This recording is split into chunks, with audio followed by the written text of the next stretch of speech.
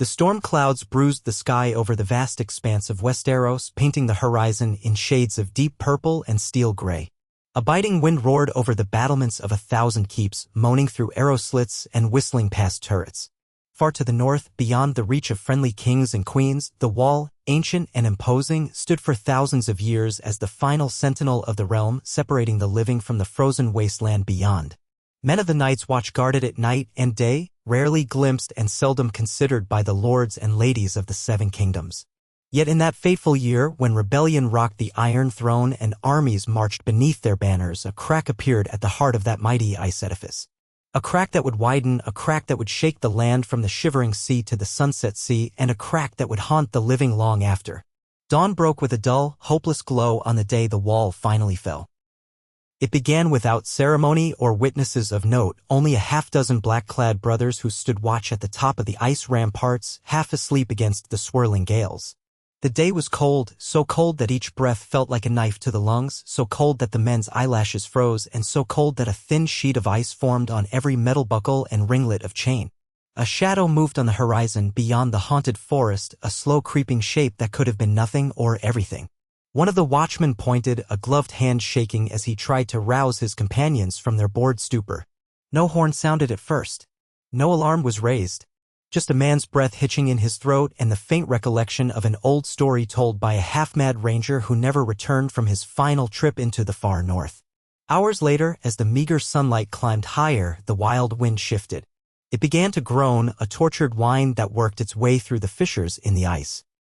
At Eastwatch by the sea, men were hauling barrels of salted fish when a thunderous crack split the air. One of them glanced upwards, seeing what looked like a giant fracture spreading across the face of the wall like a spider's web. The break advanced with agonizing slowness, but unstoppable all the same. High above, ravens took to the sky in shrieking terror. A second thunderous boom echoed, this time loud enough to make men clutch their ears in pain. Ice crystals exploded outward, shards as large as great swords or bigger. The tremor rolled along the massive barrier, from Eastwatch all the way past Castle Black and beyond to the Shadow Tower. Men cried out, some scrambling to descend the scaffolds, others clutching at the walls to steady themselves. It was madness, confusion, the sense that the very foundation of the world was moving in ways it had not for thousands of years. Then came the fall. A slow, aching collapse that began like an avalanche but ended in a cataclysmic roar. Entire sections of the wall disintegrated in a thunderous crash, sending ice and stone exploding in every direction. Castle Black's ancient ramparts trembled. At Eastwatch, the gates collapsed under chunks of debris, crushing men and supplies alike. Hundreds of ravens took flight at once, black silhouettes blotting out the sky in their panic. The quake beneath the watchers' feet felt like the heartbeat of an angry god, a pounding that threatened to fling them to their knees. In the distance, a dark tide of shapes moved across the fresh ruin. Shapes that should not have existed in the waking world. Shapes with eyes the color of an endless winter night. The men who survived that initial collapse stumbled away from the devastation, dazed and half-frozen. Some prayed to the old gods, others to the Seven. One called out for the Lord Commander, voice cracking in disbelief. The Lord Commander, hurrying from the armory, looked at the destruction with pale-faced horror. The wall was not just compromised. It was shattered, wide open to whatever horrors lay beyond. The strength of centuries gone, undone in mere moments. Messengers were sent forth with all haste, but who was left to believe them in a time already plagued by war and turmoil? Who would heed the warnings of the men in black when the Seven Kingdoms were embroiled in a conflict that threatened to tear the realm apart? In that moment, the true war began without a single king or lord to bear witness, without the slightest whisper on the wind to warn them. Creatures that were more death than life slipped through the gap, drifting forward like a snow-blown tide, silent and hungry. Rattleshirt, the wildling leader who had once raved about the coming winter's champion, was nowhere to be seen. Mance Rayder, if he had still been lurking with his people beyond the wall, could only have looked on in mute horror or reckless determination. Yet it was not the wildlings alone who approached. It was something older, something colder, something unrelenting. Far to the south, Robert Baratheon was tightening his grip on the rebel cause. The Targaryen forces had been shaken by recent defeats, most notably the death of Prince Rhaegar at the Trident. Eddard Stark was returning from the Tower of Joy, haunted by secrets he carried in his heart. Jon Arryn was marshalling the Ares Knights to secure the Vale. The great houses were in uproar, the Lannisters waiting in cunning silence to pick the side most advantageous, the Tyrells momentarily uncertain after the defeat of their liege lord's forces. The Martells bristling with anger and heartbreak over the losses they had suffered in the prince's death. Few, if any, had their eyes turned north. News of the wall's collapse had yet to reach beyond the Frostfangs. Meanwhile, at Castle Black, the Lord Commander did what he could, sending every raven he could spare with messages that sounded more like the ravings of a doomed man than the urgent truth. The wall has fallen, the dead walk, said the parchment that took flight upon black wings. Some of those ravens would fly to Winterfell or to White Harbor or perhaps even south to the Eyrie and Riverrun. Some might not arrive at all, carried off course by storms or shot down by soldiers who thought them enemy birds. But those that reached their destinations brought an echo of terror, a threat from the far north, intangible to those who had never known a winter's bite in its cruelest form. Eddard Stark, newly returned to Winterfell with a newborn babe in his arms and an unspoken sorrow that lingered in his eyes, received one such raven late at night. The courtyard was quiet. Most of the men had followed Robert south to storm the last Targaryen strongholds. Only a skeleton garrison remained. Catelyn Stark was in her chambers, tending to their son, Robb, an infant hardly old enough to know war was all around him. Ned read the parchment by the flickering light of a single candle. He read it twice, then a third time, incredulity mixing with a steady, creeping dread.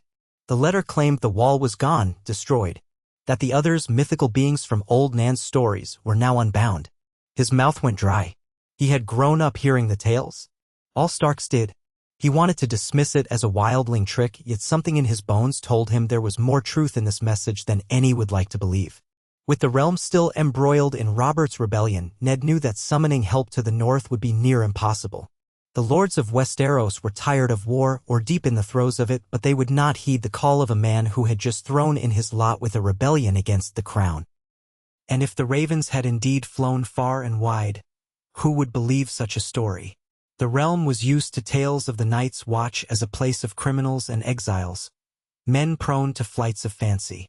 The others were ghost stories, cautionary fables told to scare children.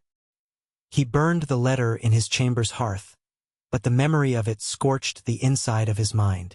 He had no choice but to act. Winterfell was not the stronghold it once had been, most of its fighting men off at war. Yet Ned gathered the small complement of armsmen he had, Greycloaks loyal to House Stark, men who had known him all their lives. He summoned them in the Great Hall, and there he spoke of the unimaginable, the fall of the wall, an existential threat from beyond the north. He knew he looked half-mad to them. Some shifted on their feet, uncertain. Others touched the hilts of their swords as though bracing against an unseen foe. But these were men of the north. They understood winter's cruelties better than most. In hushed tones, Ned told them of his intention to ride to the wall to see for himself the truth of these rumors. He needed volunteers, men who would share the peril. More than half stepped forward. A wave of pride and fear washed over him. He could not take them all, lest Winterfell be left defenseless. But he would take enough to stand a chance should the stories prove real. He left instructions with Maester Luwin and his new wife, Catelyn, though he told her little of the truth, only that duty called him back north. She protested softly, worried for his safety, but she knew him too well to argue. He was a Stark, and winter was his domain. They set out at dawn, about 24 men, each cloaked in fur and mail, supplies packed on mules, half hoping to find the rumors false. The journey was fraught. As they passed through towns and villages, they found precious little. Rumors of skirmishes, wildlings crossing the Gift, and sightings of pale shapes at night. Many of the inhabitants had fled south, leaving behind shuttered homes and silent halls. The deeper Ned and his men ventured into the territories near the wall, the more unsettling the signs. A thick, unseasonal snow began to fall, swirling in fierce gusts that seemed to whisper. Some nights, strange cries echoed across the trees, sending a chill through even the hardiest hearts. More than once, Ned questioned whether he should have left his family behind. But he had to see, he had to know what threatened the kingdom he had sworn to protect. They finally reached the outskirts of Castle Black at sunset on the 5th day of their ride. The sight that met them was not the proud fortress he remembered. Parts of the wall were gone, replaced by rubble and jagged ice towers leaning precariously. The courtyard of Castle Black lay half-buried under the debris, tents of the Black brothers torn and trampled as though by some monstrous force. Bodies in black cloaks lay strewn about, twisted and contorted, their faces etched in terror. Crows perched on the ramparts, picking at the remains, taking flight in a flurry of feathers when the newcomers approached. The gates themselves were jammed open, splintered on their hinges. The men of Winterfell fanned out warily, swords drawn. An eerie silence clung to the air. No human voices, no clash of steel, no barked orders. Only the low moan of the wind as it wove its way between blackened timbers and shattered ice. Ned swallowed hard, suppressing a surge of nausea at the carnage. He dismounted slowly, signaling his men to maintain caution. They found a surviving brother of the Night's Watch in the mess hall, huddled near a cold hearth, wrapped in a cloak stiff with frost. He looked up at them with wild eyes. His voice trembled as he tried to speak, but all he managed were broken murmurs about dead men and blue eyes. Ned knelt beside him, offering a warm cloak and a skin of water. "What happened here?" he asked in as soothing a tone as he could manage, though his own heart hammered. The brother tried to recall. He stammered out bits of the story. The great crack, the avalanche, the unstoppable force that poured through the breach. He spoke of creatures made of ice and death, of cold that slithered through the air in unnatural ways. They left behind a bitter emptiness, and they did not spare the living. That night, something attacked them, a legion of pale shadows that moved with silent purpose. The Night's Watch had fought, but they were overwhelmed. The man's voice faltered when he recounted how the Lord Commander fell, struck down by a figure in armor that glimmered white as bone. Ned's men exchanged troubled glances. This was no simple band of wildlings. This was a nightmare that defied reason. He felt the weight of responsibility settle even heavier upon his shoulders. While the armies of the realm were turned against each other in a bloody feud over the Iron Throne, an ancient enemy had returned. He gazed north, beyond the fractured remains of the wall, toward a vista of icy devastation. He could see the churned ground where many somethings, had marched through. If they continued south, they would soon reach the towns and holdfasts of the north, devouring everything in their path. Time was short. The realm must be warned in earnest. They would need more than the meager might of Winterfell. But how to summon the realm when Robert Baratheon was poised to break King's Landing or had perhaps already taken it? Would Robert believe him if he rode south with such a tale? Would the Lannisters, the Tyrells who had opposed them, or the Martells who seethed for vengeance? Politics threatened to overshadow reason even now. But Ned believed in Robert's sense of honor and duty. If he saw these horrors for himself, perhaps he would listen. That was the best hope. He wanted nothing more than to ride south at once, to rally every banner possible, but he could not abandon the Night's Watch or the small folk of the Gift. Even battered and broken, the Watch still had a handful of survivors, men who needed leadership and support. So Ned sent half of his own men back toward Winterfell and White Harbor, carrying messages to every corner of the north, to House Manderly, House Serwyn, House Umber, House Bolton, and others, begging them to unite and send fighting men to Castle Black. The letters warned of an enemy that defied mortal understanding. Ned's name and the Stark dire wolf were scrawled upon each parchment, his seal pressed with trembling urgency. He knew not all would come. Some, like the Boltons, might see opportunity in chaos. But the threat was real and he had to try. He remained at Castle Black with the remaining half of his men and the few Black brothers who still drew breath. Together, they built a makeshift palisade from salvageable timbers and ice blocks, using the shattered remains of the wall as best they could. It was a fool's hope, for if the stories of these creatures were true, no wooden fence would hold them for long. Night after night, men who tried to sleep were startled awake by distant cries, cold and inhuman. Others swore they saw flickers of pale forms drifting just beyond the perimeter. Ned stood vigil on the ramparts, scanning the darkness with weary eyes. He prayed silently to the old gods for dawn to come faster, but when daylight arrived, it brought little comfort. Ice coated the ground and the sun's rays seemed weaker each day. Across the realm, news of the wall's collapse spread more slowly than any would have liked. Ravens arrived at keeps in piecemeal fashion, and many lords dismissed the messages as trickery or, at best, a wildling invasion. In the south, Robert Baratheon had just won a major victory. King's Landing had opened its gates to him under dubious circumstances. House Lannister's timely betrayal of the Mad King, some whispered. The bodies of Aerys Targaryen and his loyalists were burned, leaving black smoke curling into the summer sky.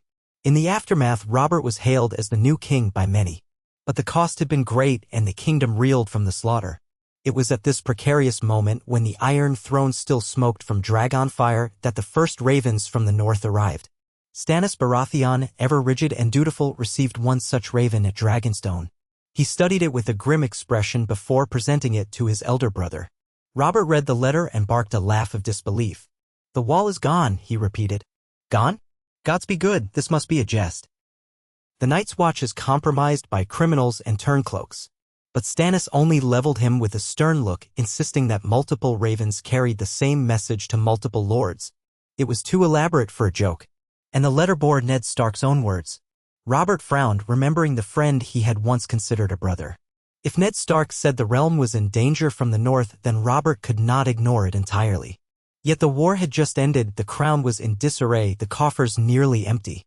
The lords who had supported him were expecting reward, not another war. And how could he command them to march north in the name of a threat that sounded like an old woman's tale? Still, Robert was not a man to abandon a friend. He dispatched his own ravens to Winterfell, requesting more details. He demanded proof, but also acknowledged that if the North truly needed help, he would muster what forces he could. That message reached Ned Stark in a battered form, weeks after the first horrors had crossed the fallen wall. It was a faint spark of hope, but overshadowed by the creeping doom he saw daily. More and more refugees were stumbling in from the wilds, carrying stories of entire villages decimated at night, of corpses left frozen in grotesque positions. Some saw their loved ones wander off into the woods, eyes cold and empty, no longer living but not quite dead. Each tale was worse than the last, and each day the wind blew colder. In King's Landing, the newly installed court was fractious. Jon Arryn had been named Hand of the King, and he tried his best to impose order. But the Lannisters were pushing for favored positions. Tywin Lannister had shown up with a silent, stern face, demanding that his family's role in the war's final turn be acknowledged. Meanwhile, the Martells of Dorne nursed bitter grudges for what had happened to Princess Elia and her children. The Tyrells smarted from their defeat at the hands of the rebels. All of them wanted to secure their foothold in the new order. The last thing any of them cared about was the fate of the Night's Watch or the tall tales from the north. Jon Arryn, however, read the letters carefully. He knew Ned Stark's character and recognized that the man was not prone to flights of fancy. Something dire was afoot. Trying to gather enough support from the small council to mount a response was like trying to nail water to a board. They saw the threat as intangible, far away, or a cunning ploy by the Starks to draw forces away from the south. Desperate, Jon Arryn sent messages to the Vale to muster some men under the banner of House Arryn. At least his own domain might heed him, though not all lords would relish the idea of riding north into winter on the heels of a rebellion. Time dragged on. The first real evidence arrived in the form of a single survivor. A ranger from the north, half-dead, who stumbled into the courtyard of a small castle in the Riverlands. He babbled about an army of the dead, about white-eyed creatures who froze a man's blood with a single glance, about how they had marched past the rubble of the wall with dreadful silence. The castle's maester wrote to King's Landing in alarm, describing the ranger's gaunt face, his frostbitten fingers, the madness in his eyes. He died within a day, feverish, his final words a plea for the realm to unite. The rumor of that story spread, carried by traveling septons and gossiping courtiers. Soon, more ravens arrived from White Harbor, from Torrens Square, from Last Hearth, all echoing the same terrifying refrain: the North was under siege from an enemy that needed no sleep, no rest, and sowed only death. At last, Robert Baratheon could no longer ignore it. He decreed that the lords of the realm must send a portion of their forces north to fortify the regions near the neck. But not all listened. Some demanded compensation. Others believed the threat was exaggerated. The Lannisters, cold and calculating, offered to send gold to help rebuild the wall, but few men. The Tyrells dragged their feet, suspecting a trap to weaken their power. The Martells remained aloof, perhaps still licking their wounds and suspicious of any Baratheon-led cause. Only a fraction of the realms might answer the call, enough to form a ragtag host led by Stannis Baratheon and a handful of lesser lords who still held ties to the north or owed Jon Arryn personal loyalty. Winter deepened unnaturally fast. Snow began to fall in the Reach and the Crownlands at times that confounded old records. The nights grew longer, shadows stretching across the land as though the sun had lost the will to rise. Far more ominous than any shift in weather were the reports of entire holdfasts in the north falling silent. No survivors, no bodies, only eerie emptiness. By the time Ned's messages were truly heeded, the others, if that was indeed what they were, had pushed far enough past the ruins of the wall to threaten the major northern houses. The Umbers at last Hearth fought valiantly but found themselves outmatched by an enemy that could not be killed by normal steel. Maester's ravens from that castle brought desperate pleas for dragoglass or Valyrian steel, referencing old legends. The cryptic nature of their requests baffled many, but Ned Stark remembered the stories told in hushed tones by old Nan and the Starks of ages past. The others could be slain by dragoglass or perhaps by some enchantments lost to time. Without them, swords and axes shattered upon the icy armor of these creatures. Amid the rising panic, Ned Stark and the battered men of the Watch engaged in small, desperate skirmishes. They tried to defend pockets of small folk who were retreating south, traveling in caravans burdened with children and meager possessions. More often than not, Ned's forces could only slow the inevitable, sacrificing their lives to buy time for peasants to escape. Each victory felt hollow, overshadowed by the unstoppable nature of the foe.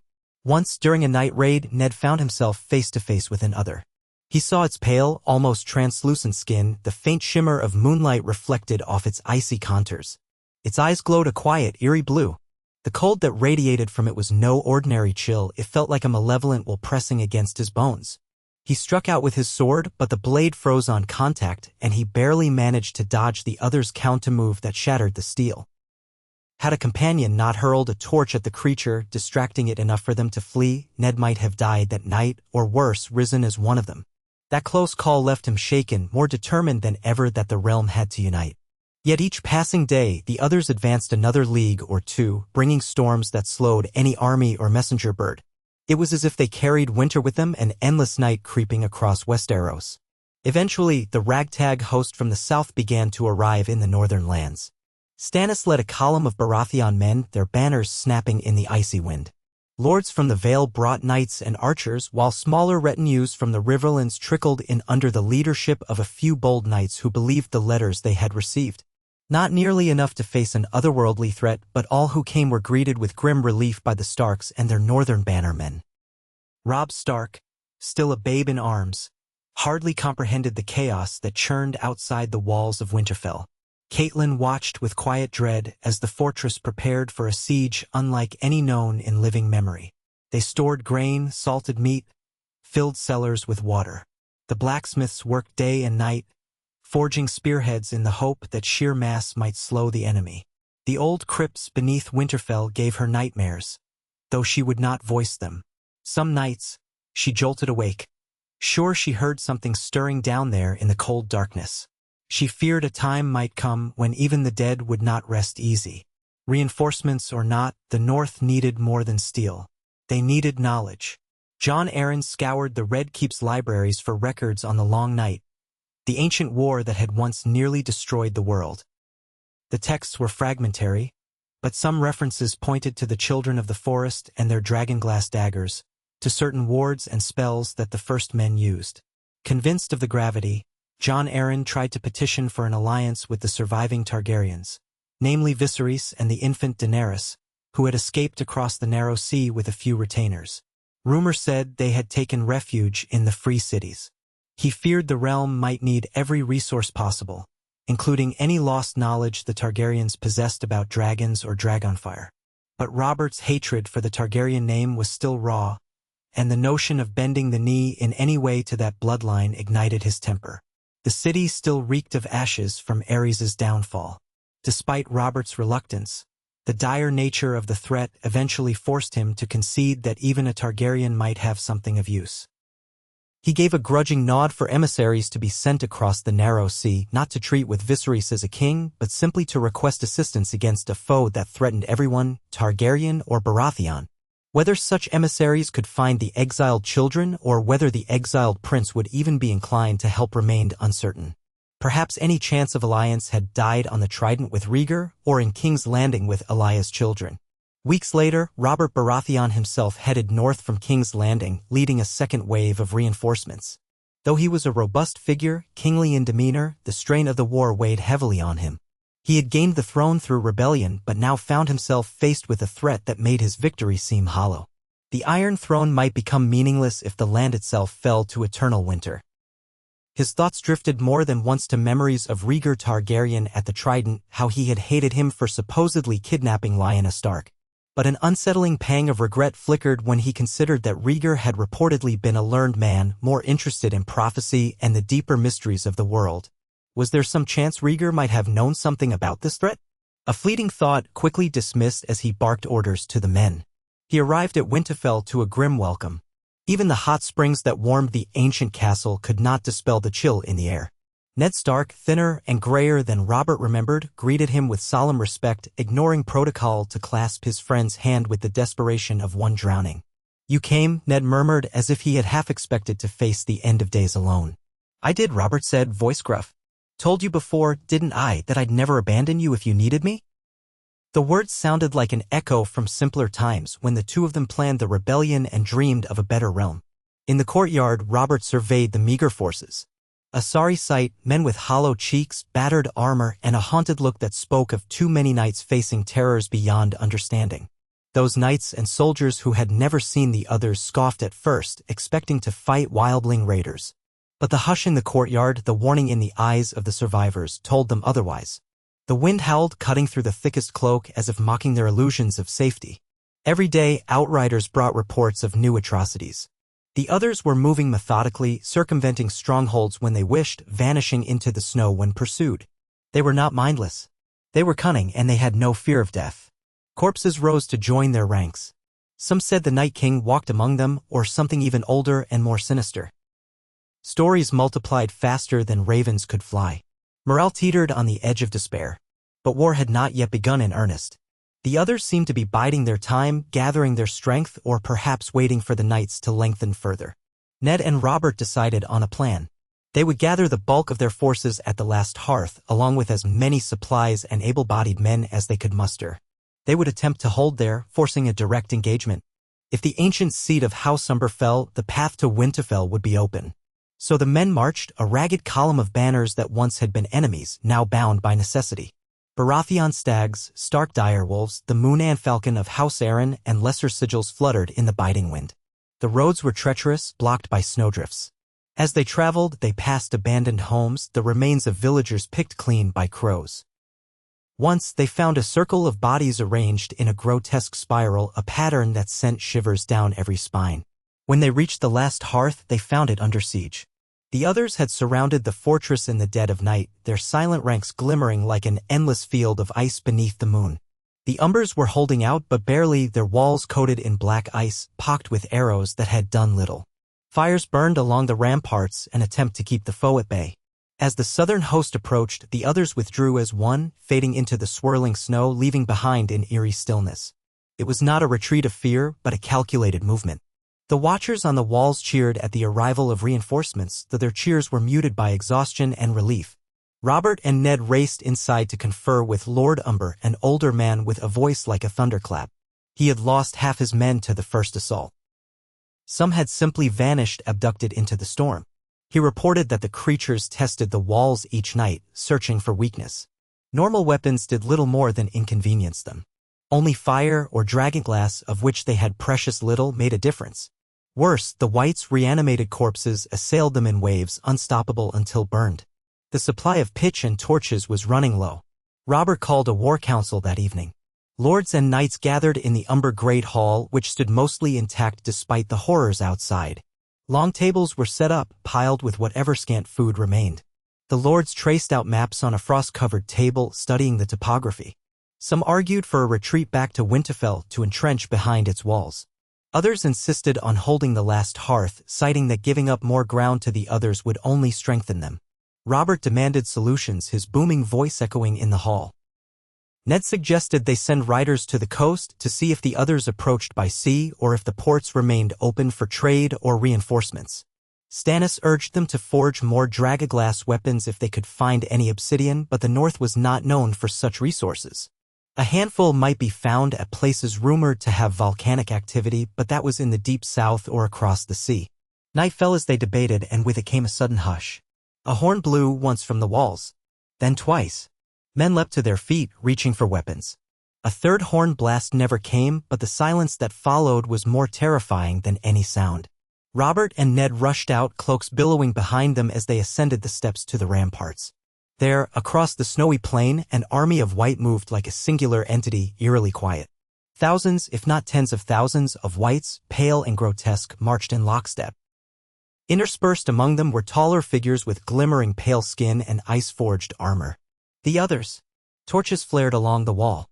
Men readied bows, though many hands trembled. In that moment, Robert Baratheon understood the scale of what they faced. He had fought men in battle, had seen the fear in their eyes when confronted with superior might. But these creatures did not fear. They did not yield. They came under the banner of an endless winter, unstoppable as the turning of the seasons. For a moment, the newly crowned king wished he were back in Storm's End as a boy, free from the burden of saving a realm that might already be doomed. But he was not a coward.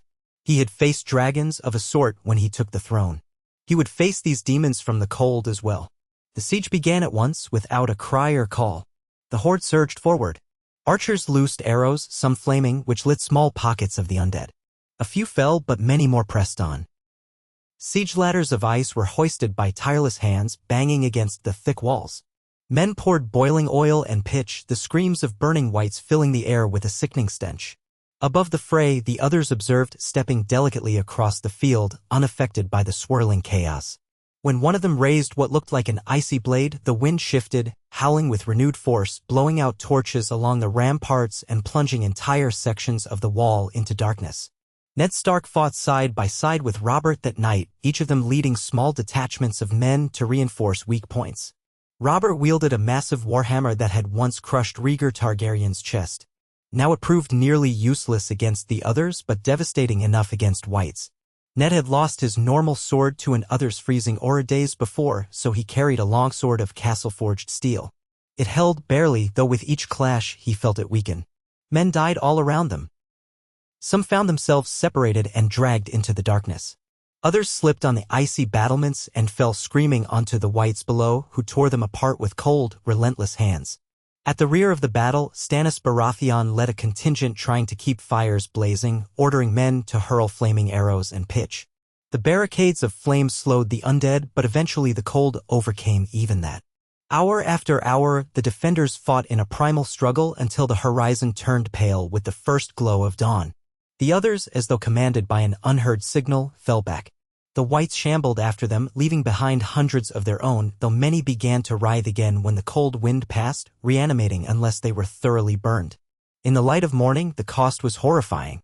The courtyard lay strewn with shattered bodies of men and undead alike, charred corpses sending up bitter smoke. The walls were cracked in places where the cold had taken hold. Lord Umber himself had taken a mortal wound, an icy blade to the gut. He clung to life long enough to pass the mantle of leadership to his heir, who accepted it with trembling hands. Half the southern knights who had come with Robert were gone, either slain or missing. Robert himself had a ragged cut across his forearm that would not stop bleeding, the cold biting deep into the wound. Ned Stark could barely stand, his lungs raw from the icy air and the endless shouting. They had survived the night, but with dawn came no reprieve. They had seen only a fraction of the enemy's full strength. And the others could simply repeat this again and again, each night wearing down the defenders. Morale plummeted. Some men, in hushed voices, argued they should abandon the last hearth and retreat south. Others thought it better to stand and fight, believing that to flee would be to scatter and be hunted down piecemeal. In the confusion, a messenger arrived with news that a fleet bearing the Golden Lion of Lannister and the Rose of Tyrell was spotted off the shores near White Harbor. Reinforcements at last, though none could say how many. Amid the gloom, Ned recalled a whisper from the old stories, that dragonfire or something akin to it could repel the others. Yet there were no dragons to be found. The last real dragon had perished long before his birth. But he remembered half-heard rumors of wildfire caches beneath King's Landing and alchemical madness left behind by the Mad King Aerys. A desperate plan formed in his mind. If they could lure the others to a place where caches of wildfire might be ignited, some wide field or ruin, perhaps even the remains of Moat Cailin, then they might turn the tide. But it would require cunning, coordination, and a willingness to sacrifice land and lives for the sake of the realm. Robert, grim but unyielding, listened to Ned's plan with a heavy heart. He gave a nod, placing a hand on Ned's shoulder. If this is the only chance we have, then so be it. He sent riders south to request the Alchemists' Guild release whatever wildfire they had to be transported north under heavy guard. In normal times, this might have been impossible. But these were not normal times. The realm teetered on the brink of annihilation. Word came that the alchemists, eager to prove their worth to the new king, began preparing barrels of the volatile substance. The hope was that the Lannister fleet arriving at White Harbor could bring it up the White Knife River, and from there it could be transported to strategic points. While they waited, the siege continued in nightly waves. The defenders of the last hearth were reduced to little more than ragged survivors, each day's dawn greeted with hollow relief. Lord Umber's heir perished on the third night, trying to rally a sally forth that ended in disaster. Robert's wound festered, requiring the skill of every maester within the fortress. Stannis took more command, rationing supplies and doling out meager portions of what remained. Knights who had once boasted of their valor now cowered as night fell, eyes wide at the approach of the white tide. Then the day arrived when the horns on the wall signaled the approach of ships up the river, Lannister banners, Tyrell banners, even a few lesser houses that had joined en route. More importantly, the galleys carried the deadly cargo of wildfire. Great ironbound barrels, glowing faintly green beneath the noon sun, were unloaded under the watchful eyes of the Alchemists' Guild members who wore thick gloves and had a manic gleam in their eyes. They brought measuring rods and instruments of arcane design, muttering about the correct ratio of shade and spark. Ned Stark watched with mingled hope and terror. One misstep and they might incinerate themselves. But if used carefully, these barrels might carve a line of death that even the others could not cross. They began the retreat from the last hearth, moving south in a carefully orchestrated plan. The others, sensing weakness, pressed the attack, hounding the rearguard. Men died by the score, but they had to keep moving, drawing the enemy onward. Snow fell in thick sheets, the howling wind nearly drowning out the shrieks of battle. Weeks of night sieges had turned into a near-constant harassment with no respite. They used every bit of cunning at their disposal, feigned retreats, small ambushes, and controlled fires to slow the pursuers. All the while, carts laden with wildfire trudged along the hidden trails, guarded by knights who would sooner die than allow a single spark to detonate their cargo prematurely. At last, they neared the ruins of Moat Cailin, a marshy, ancient fortress that once guarded the neck. The plan was to funnel the others through the narrow causeways, then ignite the wildfire. A single pass blocked by walls of green flame might narrate thousands. Yet no one knew if it would be enough to destroy the others or whether they would simply wait until the flames burned out. The gamble was that the conflagration might buy time or deliver such a massive blow that the remainder of the realm could regroup. The day the final confrontation came was as dark as any night. Clouds loomed overhead, thunder rumbling in the distance. Men stood in lines behind earthen berms, swords quivering in their hands. Archers knocked arrows wrapped in cloth, ready to be dipped into a special resin and lit at the last possible moment. The alchemists hunched behind barricades, fussing over the barrels stacked in strategic points. Robert, bandaged and pale, insisted on standing at the front. Ned Stark tried to dissuade him, but the king would not be denied. Stannis, his jaw set, stood nearby while the Lannister forces and Tyrell forces formed ranks behind them. The others approached from the north, heralded by a cold wind that froze the marshes into brittle plates. The whites, countless in number, advanced in a mindless wave. Between them strode the others, more numerous than any had dared to imagine. They moved slowly at first, as though testing the ground for traps. Perhaps they sensed something amiss. Robert breathed heavily, sweat beading on his brow despite the cold. He glanced at Ned, who gave a solemn nod. The watchers waited until the majority of the undead horde entered the narrow corridor of the causeway, flanked by bogs on either side that had been seeded with wildfire. Then, at the shrill blast of a horn, archers let loose a volley of flaming arrows. In an instant, the marsh erupted in emerald fury. The wildfire ignited in rolling waves of green flame that soared high into the stormy sky. The heat struck like a hammer even from a distance. Screams, if the dead could scream, resonated as the front ranks of whites disintegrated, limbs flailing in the inferno. The others, caught by surprise, recoiled. Some tried to retreat, but the flames leapt from pocket to pocket, forming a semicircle of blazing death. Marsh gas pockets exploded, sending up geysers of green flame. Men shielded their eyes and prayed they would not become collateral damage. The alchemists danced in eerie glee behind the lines, risking quick forays to fling additional pots of wildfire into the conflagration, intensifying the holocaust. It seemed as though the entire horde would be consumed, but something moved within the flames. An other, taller than the rest, cloaked in swirling ice, lifted what appeared to be a spear. The temperature plummeted around it, the green flames dimming as though starved of heat. A gust of razor-sharp wind blew outward, snuffing huge swaths of the wildfire. Though many whites had been destroyed, thousands more remained, and the others now rallied, stepping over scorched ground with malevolent purpose. The defenders watched in horror as the unstoppable cold pressed back against the raging fires. But the ambush had worked well enough. The lead elements of the enemy were in chaos. At Robert's command, horns sounded and the cavalry charged, flanking from both sides of the causeway, cutting down disoriented whites. Ned Stark led a contingent on foot, pushing into the breach with torches and dragaglass daggers, rare items they had scavenged from what little they could find. Whenever the others drew near, men with dragaglass spears stepped forward, jabbing with desperate speed. Each time one of the icy foes shattered under obsidian, a cheer rose. But for every other that fell, more replaced it, stepping from the swirling frost to continue the onslaught. Green flames still raged in patches, incinerating clusters of whites, forcing them to burn in convulsive throes. The air smelled of sulfur and decay. Bodies littered the bog, sinking into the marsh or smoldering in the fire. The defenders fought in a frenzy, hacking, burning, doing anything to keep the swarm at bay. Robert's warhammer crushed whites into splinters, though the cold sapped his strength. Ned slashed left and right, ignoring the cuts forming on his arms from the bone-chilling swords of the undead.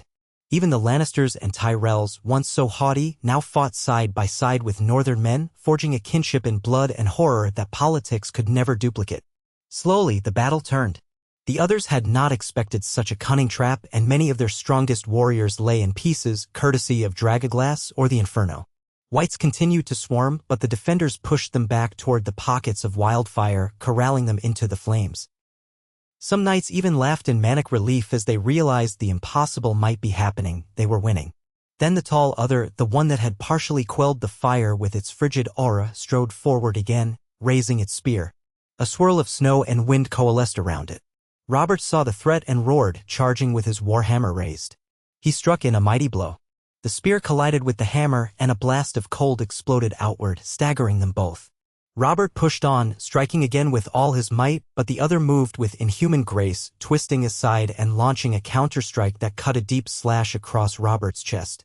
The king bellowed in agony, dropping to one knee. Before the other could deliver a killing blow, Ned lunged in, dragaglass dagger in hand. The creature swept him aside with terrible ease, nearly snapping his wrist. Robert, mustering the last of his strength, swung his hammer upward in a wide arc, catching the creature off guard. It stumbled, and Ned jammed the obsidian dagger into its torso.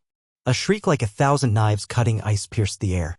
The other cracked from within, shards of ice splitting across its body, then it shattered in an explosion of frosty shards, leaving only a thin layer of white dust behind. The wind died down for an instant as though the storm had lost its captain. Seeing their champion fall, the rest of the others hesitated. Some vanished into the snow as they had before, leaving the field to the whites. But with the heart of their strategy broken, the undead army wavered. The defenders pressed harder, driving them back. Stannis ordered more wildfire flung, flooding the bog in deadly emerald waves. More whites burned, more screams filled the cold air. One by one, the others retreated, leaving behind countless scorched corpses. At last, the tide receded. The battered remains of Westeros's defenders stood triumphant, though they had no breath left for cheering. The moors were a smoking ruin.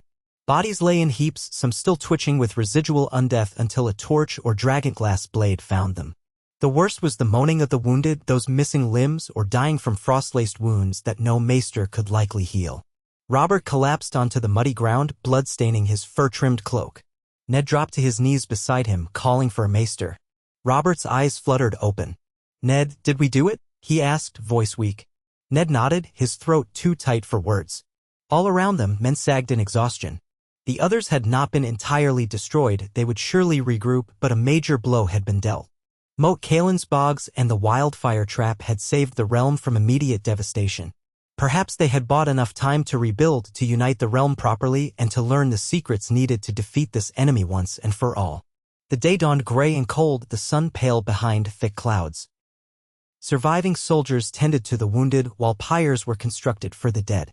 The stench of wildfire still hung in the air, and the ground remained dotted with glowing embers of green flame. Ravens were dispatched in every direction, bearing news of the victory, meager though it was.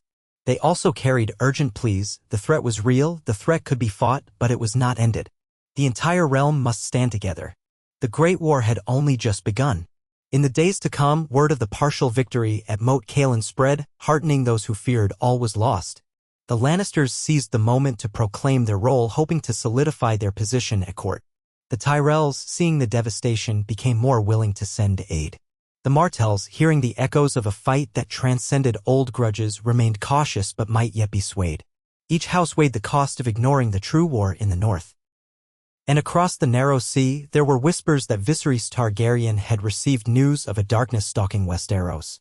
Perhaps even the exiled heirs of the dragon would realize that old rivalries meant nothing compared to the cold doom approaching from the far north. For now, the men at Moat Cailin basked in a fleeting moment of triumph, tempered by the knowledge of how much more lay ahead. Ned Stark carried the memory of the fallen Lord Commander of the Night's Watch, the slaughter at Castle Black, and the haunting face of that other who nearly killed him. Robert Baratheon, gravely wounded, was placed on a litter to be carried south for better care, though he swore he would recover and return to finish what they had started. Stannis took command in his brother's absence, his eyes reflecting the cold determination and sense of duty that defined him. At Winterfell, Catelyn Stark lit candles for the dead and prayed her husband would return safely. She walked the silent halls, listening to the wind keen through the ancient stones.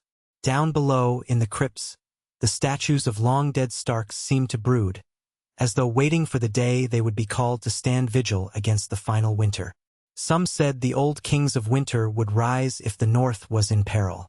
Foolish superstition, perhaps, but in these uncertain days, who could say what was impossible?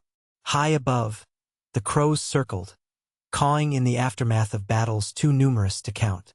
Far to the north, the rubble of the fallen wall glistened under a perpetual twilight. The others were still there, stirring in the haunted forests, biding their time. Their newly crowned foe, King Robert Baratheon, might hold the Iron Throne, but ice cared not for thrones, gold, or crowns. Men from every corner of the realm would have to stand as one or perish as all. The nights would grow longer, the winds colder, and the cost of survival would be measured in oceans of blood. Yet amid the encroaching darkness, a spark of resolve burned. Men who had once waged war upon each other now fought side by side. Ancient grudges and fresh wounds alike paled in comparison to the primal struggle for life itself. The great houses, the small folk, the exiles across the sea, all would have to decide where they stood in the face of such a threat.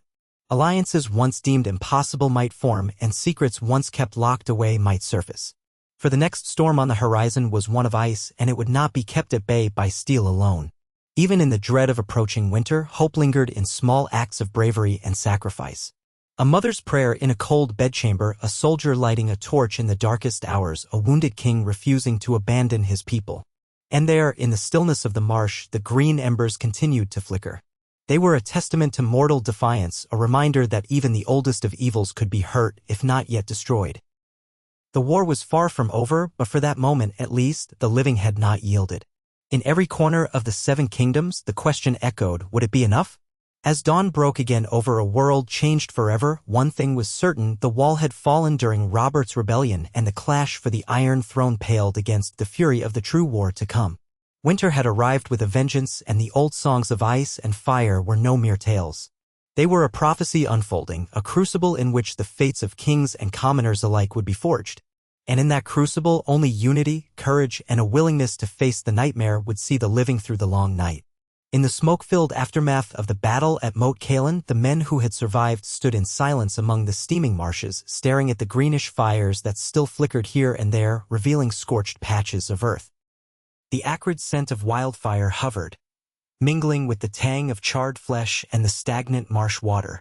Ragged banners, Baratheon stag, Stark direwolf, Arryn falcon, Tyrell rose, Lannister lion, leaned from makeshift poles or slumped in the mud, testaments to a unity born of desperation. Many knights had once expected that bending the knee to Robert Baratheon would end the bloodshed, but those illusions were laid to rest. This fight was not for a throne made of swords. It was for the very soul of the realm. They tended the wounded beneath hastily constructed tents that offered little protection against the biting wind. Every so often, one of the moaning, mutilated men was found too far gone, and a maester or a grim-faced sergeant would end the sufferer's pain with a swift slash of the knife. Maester Cresson from Dragonstone, an elderly man with stooped shoulders, aided the few northern maesters present, while Catelyn Stark's own Maester Luwin had remained behind at Winterfell to care for the fortress and the refugees sheltering there. Jon Arryn's maester, Coleman, sorted bandages and potions. The wounded groaned from fever, many on the brink of death, some doomed by the festering cold seeping from wounds inflicted by the others' blades. Far from the tents, beneath a sagging canvas that served as a command pavilion, Ned Stark crouched beside King Robert Baratheon, who lay upon a pallet soaked in his own sweat. The king's face was pallid, a hollowness in his cheeks that had not been there at the beginning of this march, and each shallow breath rattled in his chest. Yet Robert's eyes, when they opened, still carried that fierce determination Ned remembered from their youth. Licking dry lips, the king forced a thin smile. "You look like a drowned pup," he rasped, voice raw. "When's the last time you slept?" Ned only shook his head. He hadn't truly slept since Castle Black. Memories haunted him, the sight of the walls collapse, the shrieks of the night's watchmen dying amid the falling ice, the wind-blown images of the others marching south in phantasmal silence. All of it was etched into his bones. The partial victory at Moat Cailin was a flicker of hope, but it came at a monstrous cost, and the threat had been driven back only for a time. In the end, the others would come again, in greater number or with new cunning. "I'll sleep when we've found a way to stop them," Ned murmured, pressing a hand gently to Robert's shoulder. Robert grimaced at that. His breath rattled, though he managed a half-chuckle that ended in a cough. "Stubborn fool," he said affectionately, then winced as his wounded chest throbbed. Maester Cresson arrived at that moment, his wrinkled brow furrowed in concern. He applied a poultice to the slash Robert had taken. A wound inflicted by that tall other armed with an ice spear. Even though the creature had perished by Ned's dragonglass dagger, the wound still refused to close properly, as if some remnant of unearthly cold lingered inside the flesh. Robert's broad chest heaved, his breathing thin and ragged. Over the last few hours he had drifted in and out of consciousness, fighting a fever that not even the strongest potions could dispel. "You must rest," Maester Cresson said, his voice trembling with equal parts deference and urgency. "I have done what I can with my meager stores. We need better supplies, your grace." Ned nodded grimly. The truth was, they needed more than bandages and potions, they needed a miracle. Across the camp, Stannis Baratheon, newly burdened by his brother's injuries, walked like a man carrying a mountain on his shoulders. While Robert was beloved by many, Stannis commanded far less warmth. Yet in this dire hour, a certain respect had begun to blossom among the troops for the Baratheon who seemed made of iron and duty. He was everywhere at once, reorganizing squads, seeing that the battered alliance of Northmen, Crownlanders, Vale Knights, and the motley ranks of Lannister and Tyrell soldiers did not splinter into chaos. Grim, disciplined, tireless, he alone seemed able to keep fear from overwhelming them entirely. News filtered in that day from ravens perched in the half-ruined towers. The others, though battered, had not disbanded. Scouts swore that a force of the undead was regrouping some miles north, perhaps waiting for dusk. No one relished another night battle. The men were exhausted, their arms and armor chipped, many swords nearly useless after striking the unnatural ice that armors the others. The Outriders from House Bolton, a group whose loyalty Ned trusted only warily, also brought rumors that more horrors had emerged from the Dreadfort region. Ghostly sightings, families disappearing, fields rotting in a cold snap. Some said that a necromantic chill had begun to seep into the crypts of old strongholds, stirring the dead. Inside the tent, Ned forced himself to speak softly so as not to alarm the king. "Robert, we can't hold here for long. The causeways around Moat Cailin are thick with the bodies we burned. If the others return, or if the whites swarm us again, we might not have enough wildfire left to repeat this trap." Robert nodded wearily, his eyes drifting shut. "Then we gather what remains of our strength," he said, voice rasping in his throat. "We retreat south, pick a new battlefield if we must, or find a better way.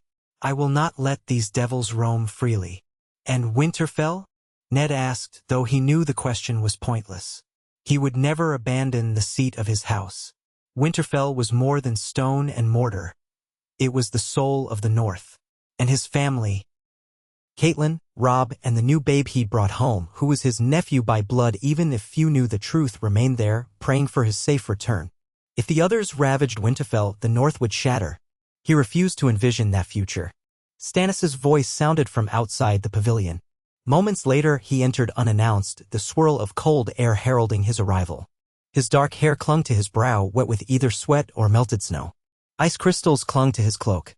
"We can't hold Moat Cailin," Stannis said, not bothering with greetings. "The marsh is a graveyard, and the men are half dead from the last fight. The rearguard we posted to watch the roads to the west reports shadows moving at night, could be Whites or worse. We should withdraw now, ride for White Harbor or maybe Winterfell. The Lannisters are urging a retreat to White Harbor so we can establish supply lines with their fleet." Ned turned, setting his jaw. "If we all flee south, the path to Winterfell is laid bare." Robert, forcing his eyes open again, gave a weak snort. "A portion of the forces can remain at Winterfell, can they not? Let the rest go to White Harbor if it suits them. We'll hold the largest northern seat as a bulwark." Ned frowned, torn between conflicting imperatives. Winterfell is farther north than White Harbor. It's strong, built over hot springs near an ancient weirwood forest. But it's not impenetrable if we're facing an enemy that can freeze walls and animate the dead. He thought of the vaulting corridors and hidden nooks of his ancestral home. Could those halls be overrun by Whites and others, turning the place into a tomb? Even so, the blood of the Stark line demanded that it be defended. Yet if we do not unite our forces, we may be too fractured to hold any one place effectively. Stannis spoke in clipped tones. "What if we make Winter Fell our bastion? Rally the lords of the North to defend their own. Meanwhile, the southern forces can bring their ships to White Harbor for supplies. Then march inland to join us if we're forced to retreat again. It's not ideal, but neither is this entire war. The Lannisters and Tyrells chafe at the cold.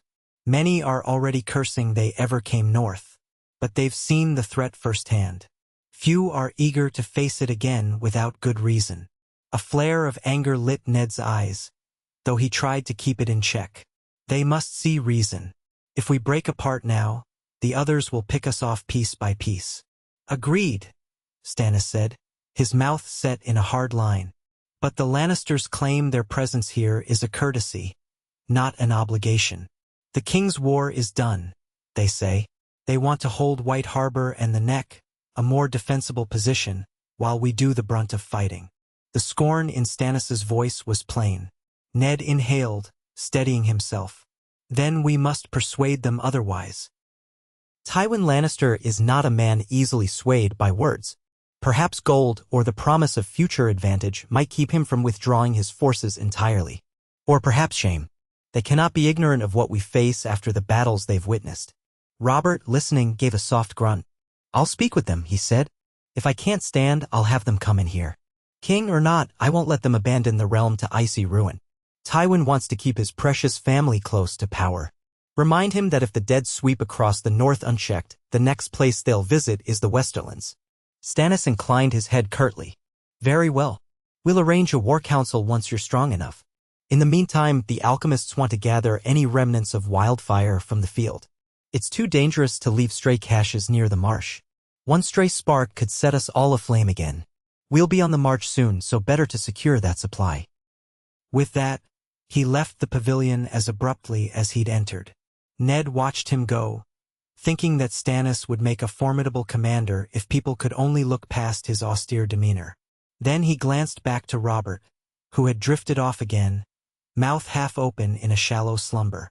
The king's face was drawn tight, the strong lines etched with pain. Ned stood slowly, pressing a gentle hand to Robert's brow. "Too warm, too clammy. Let him rest. Let him heal if the gods were merciful."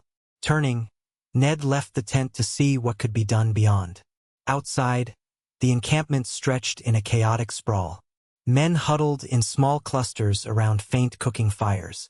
The majority of the army's horses had been lost or injured in the recent battles, leaving the cavalry severely diminished. The few surviving beasts were used primarily for scouts or to haul the wounded. The stench of death hung heavy in the damp air. Pools of melted snow, flecked with greenish residue from the wildfire, lay about like poison. Here and there, Ned saw the broken bodies of men who had died without the chance to be properly burned or buried. He steeled himself, reminding himself that duty must come before personal horror.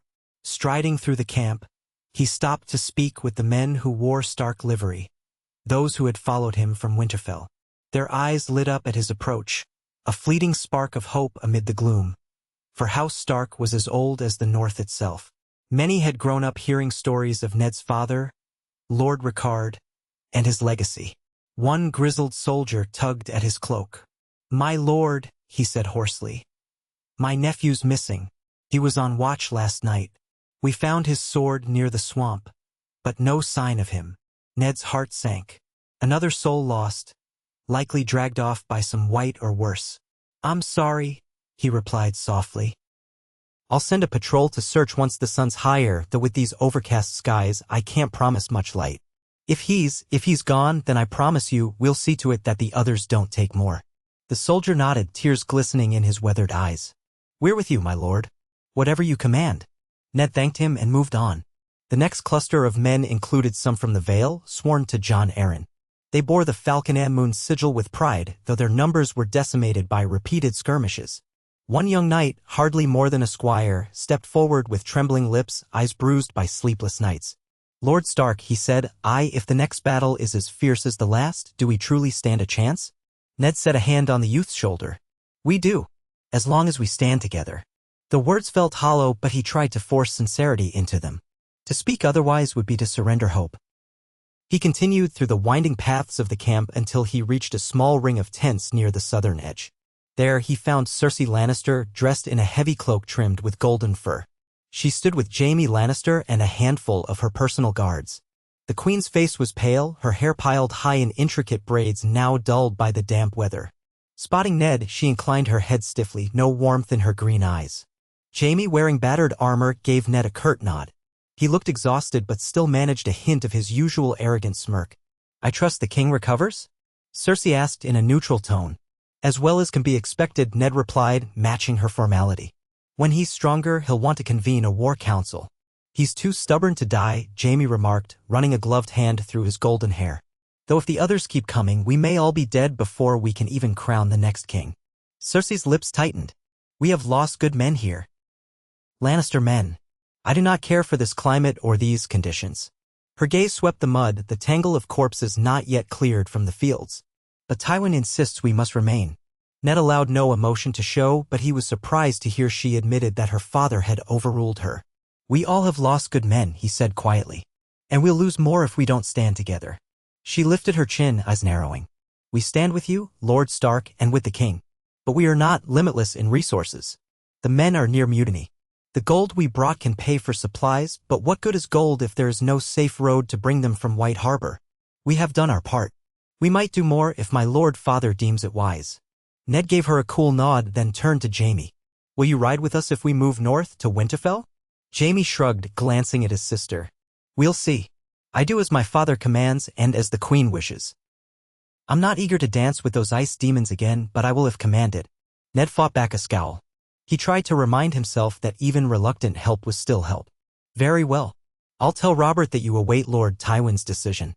He bowed minimally, leaving Cersei to watch him go, her expression unreadable. Just beyond them, Ned saw Lord Tyrell's pavilion, a large, ornate tent featuring the golden rose upon green, now stained with muddy splatters.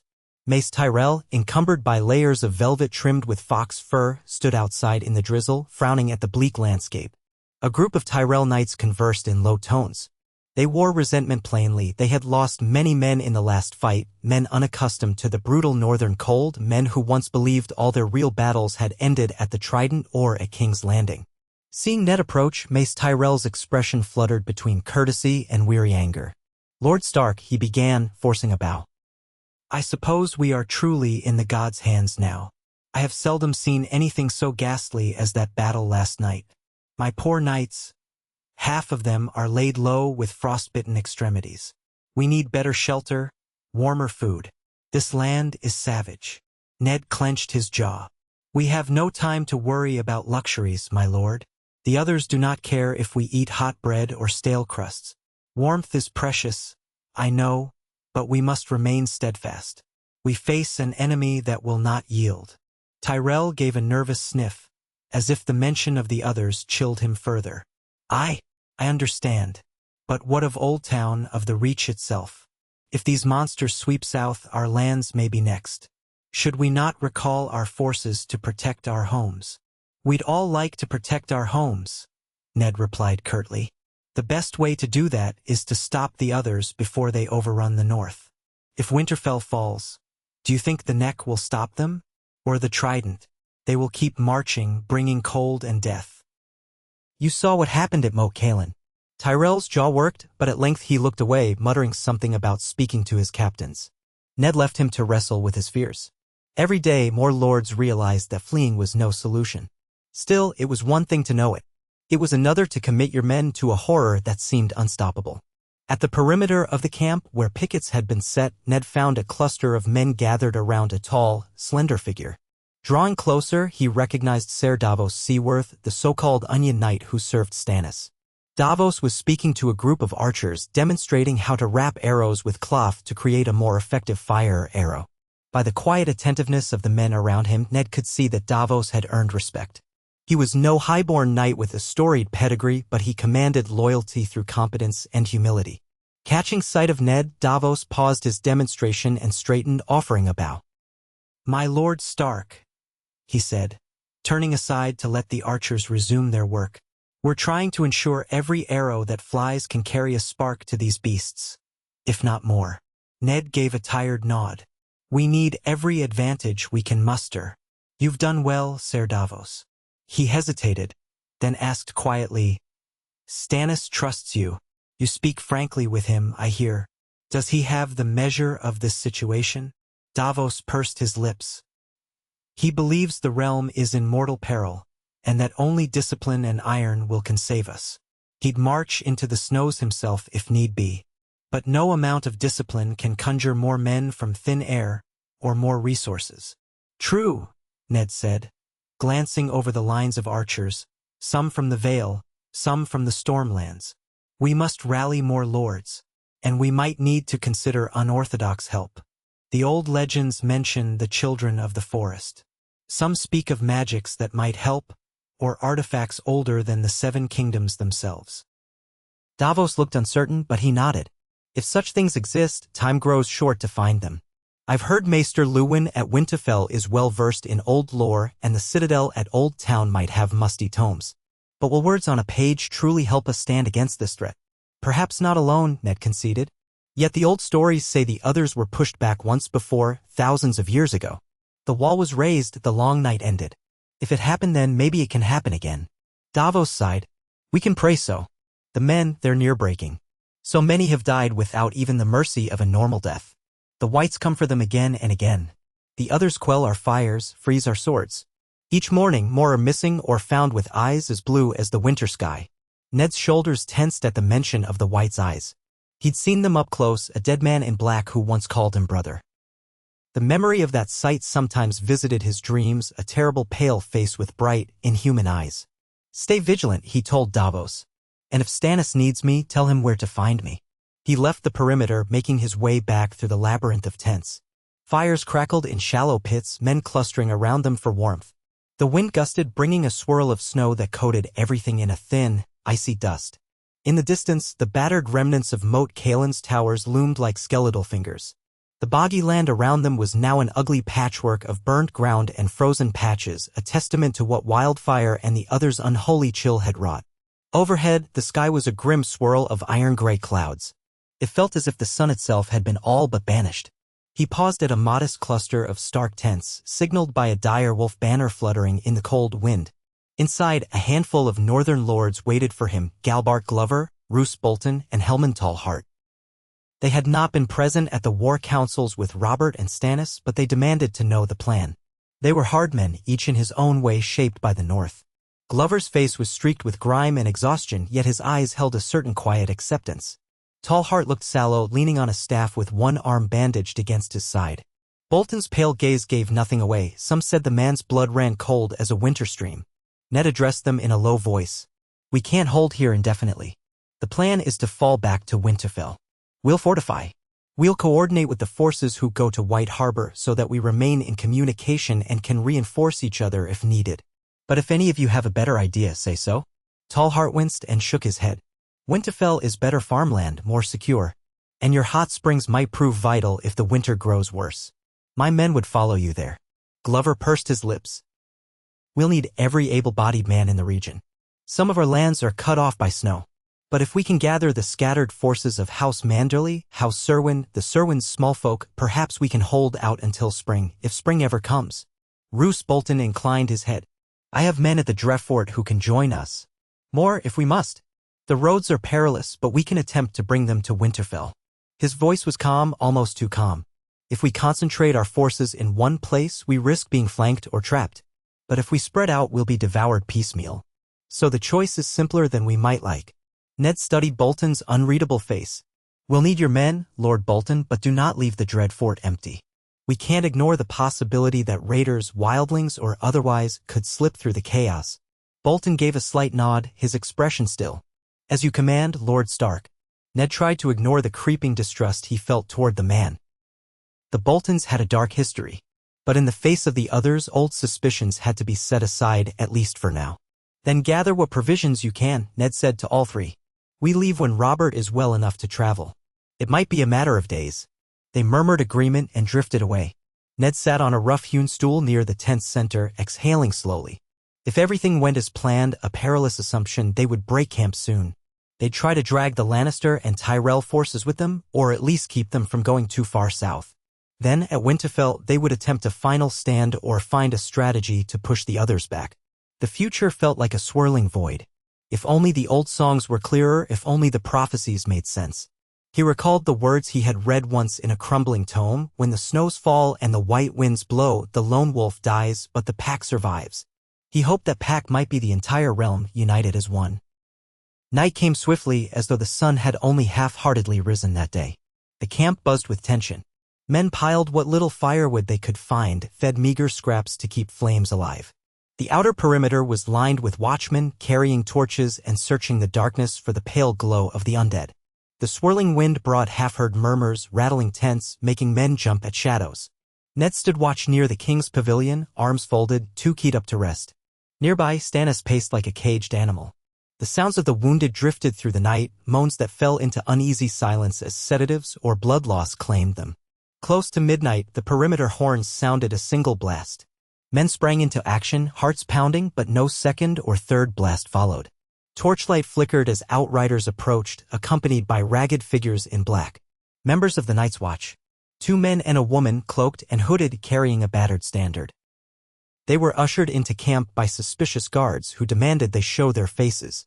When Ned reached them, he saw that one was a bearded man with half an ear missing, the other a dark-haired ranger with wild eyes, and the woman a stocky figure who wore thick gloves with the fingers cut out. The bearded man dropped to one knee before Ned. My Lord Stark, he said, voice hoarse, we're from Shadow Tower. Or what's left of it. He looked up, eyes hollow. We heard the rumors, followed the tracks. Gods be good, the wall is gone, but we still fight. We need help. Ned helped him to his feet. The Night's Watch still stands, then? Where's the Lord Commander? Or the others? The man shook his head bitterly. The Lord Commander is dead. We have a new one, Bowen Marsh, if he still lives. But we were scattered when the wall collapsed. Some deserted, fled south. Others died facing the others. A few of us still hold out at Eastwatch or near the crags where the wall once stood. We've been trying to rally what remains, but the wildlings have either joined us or fled, or in some cases attacked us for our gear. It's chaos. The woman ranger's voice was quiet but steely. We came to warn you. The rumors of victory at Moat Cailin, they say you turned back the others. But they are massing again, my lord, bigger than before. Your position here is known to them. By dawn, you may be facing a force thrice as large. Ned glanced at Stannis, who had joined them, face grim. We can't fight another wave like that. Not here. We won't survive. Stannis's jaw tightened. We must break camp now, under cover of darkness, and slip away. If we wait for morning, we risk being caught in open ground. But if we march at night, we might lose stragglers or run into ambushes. Either way, we face dire risk, Ned said. But better to move now than to wait for the others to come in full force at dawn. We'll form up in columns. The southern lords might protest, but we have no choice. The king must be carried carefully. We'll manage. Stannis replied. "I'll see to it personally." Ned turned back to the Night's Watch trio. "You'll come with us, all of you. Guide us by the safest route south. And if you have knowledge of the others' movements, share it. You have the gratitude of House Stark." They nodded, exhaustion etched into their faces. The bearded man said, "We'll do all we can." Drums began to sound in the camp, muffled but insistent. Signals that the host was to break down tents and prepare for forced march. Men sprang from their beds, some cursing, others groaning in dismay. Wagons were loaded in haste, squeaking wheels complaining in the cold. A hush of fear tinged everything, for all sensed how perilous this night exodus would be. The moorland around Moat Cailin was riddled with pitfalls and ice-slick ridges, and the roads were not friendly to large numbers traveling in darkness. Yet the alternative was to remain pinned down when the next wave of undead arrived. Cersei Lannister rode in a covered wagon near Robert's litter, flanked by the Kingsguard, Jaime included, though his fine cloak and golden armor had seen better days. Tywin Lannister, still removed from the front lines, had established his own command structure, sending out scouts to make sure no enemy force encircled them from the west. Mace Tyrell and his knights trotted on the eastern flank, warily eyeing the shadows in the marshes. Stannis took charge of the rearguard, organizing men to maintain torches and ensure the column did not fragment. Eddard Stark and his northern banners led the van, guided by the bearded Night's Watch Ranger and the woman with half-frozen fingers. They set out in a long, winding procession, the only lights the feeble lanterns and torches, which often sputtered in the wind. Horses snorted clouds of vapor in the biting air. The snow whirled around them like white phantoms. Despite the darkness, Ned was acutely aware of movement on the edges of his vision, things that crawled in the gloom, shapes that might have been twisted trees or lumps of snow, but might also have been wights. More than once, the horns blared a warning, prompting men to form ranks, only for the threat to vanish as they approached. The others were teasing them, or scouting, or simply watching from a distance. Regardless, the tension weighed like a suffocating blanket. All through that long night, the army trudged southward, slipping through the neck. People often claimed that to get an army through the boggy neck was a feat at the best of times, but to do it in near darkness, with winter's bite in the air and an army of the dead in pursuit, verged on the impossible. Bodies of horses that had perished in earlier battles or had drowned in quicksand lay half-frozen in the mud, forcing detours around them. Men stumbled, cursing. Some sank knee-deep in mire, had to be pulled free by their comrades or left behind if none could spare a hand. Yet they pressed on, spurred by the certain knowledge that to linger was death.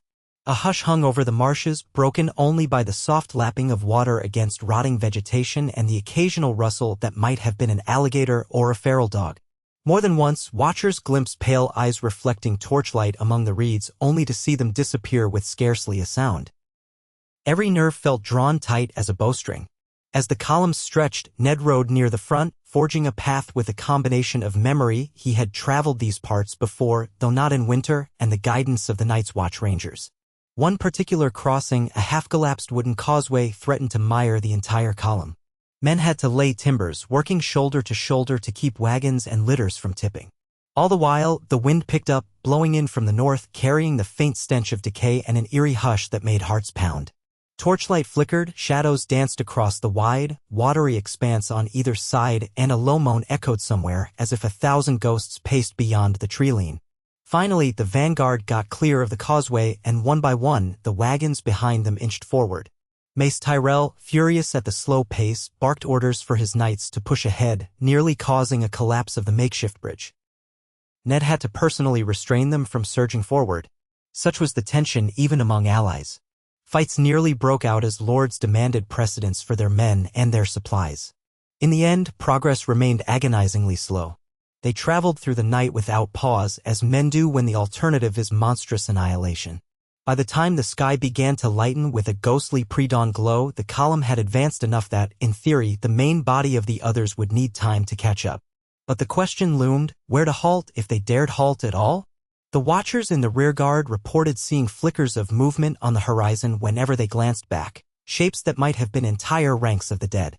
As the columns navigated a drier stretch of land, Ned spurred his horse to check on Robert's litter.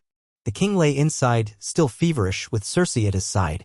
She sat stiffly, cloth over her mouth to ward off the stench of swamp and sweat. Robert's eyes fluttered open when Ned drew near, though he seemed unfocused. Is it day? Robert whispered. I can't see a bloody thing. Dawn's nearly here, Ned said gently. We've moved well south of Moat Cailin, but the roads are poor and the men are exhausted. Should have left me behind, Robert muttered, wincing as he tried to shift. What use is a king who can't bloody stand? Cersei dabbed at his brow with a cloth soaked in some herbal concoction. She looked at Ned with guarded eyes. He's delirious. I don't suppose your maesters are any better than ours. Ned ignored her barb. We'll find a place to rest soon, Robert. The men can't keep going without a moment's respite. Winterfell, the king said, voice slurring. We go to Winterfell. I want to see the ancient castle of my friend. The Godwood. It's too cold, but I want to see. His eyes closed again. Cersei pressed her lips together, dabbing sweat from Robert's temple. Her expression was uneasy, as if this turn of events had left her powerless. For all her cunning at court, she held no sway against an enemy that flouted mortal ambitions. At length, she said in a low voice, I will not let him die out here in this forsaken mud. He won't, Ned answered, though doubt not at him. We'll do everything we can. Then he spurred his horse back toward the front, meeting Stannis amid a gathering of outriders. They had halted at the top of a low ridge, gazing ahead at a land that began to slope upward, the edges of an old forest. Their breath steamed in the dawn chill. Stannis, with that rigid posture, pointed. There's higher ground ahead, but not much. We can't keep going indefinitely. If we let the men rest now, we risk the others catching up. If we press on, we risk collapse and desertion. Ned scanned the terrain. A few small hills, a patch of forest, scattered farmland. Here and there, he saw the remains of old houses or huts. Probably abandoned once the snows came. Not an ideal place to fight or rest. We have no choice. The men must at least eat and gather wood for fires. We can set pickets far out, watch for movement. Let them have a few hours. Then we march again. Stannis's mouth thinned, but he nodded. I'll see it done. We'll send out small foraging parties for anything we can find. Food, timber, anything. But be warned. The local folk might have fled or be hostile. Ned lowered his voice. At least the weather's holding.